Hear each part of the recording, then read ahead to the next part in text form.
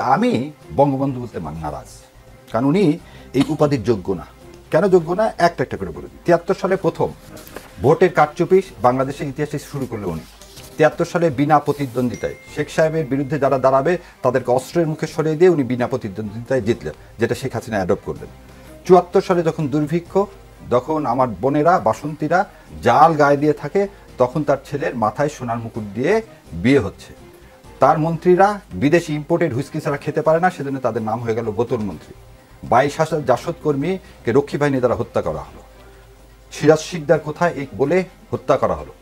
বাংলাদেশকে হত্যা করা হলো, আওয়ামী লীগকে হত্যা করা, আবার বলতেছে বাংলাদেশ এবং আওয়ামী লীগকে হত্যা করা হলো 75 সালে 24শে জানুয়ারি বাকশাল কায়েমের মাধ্যমে।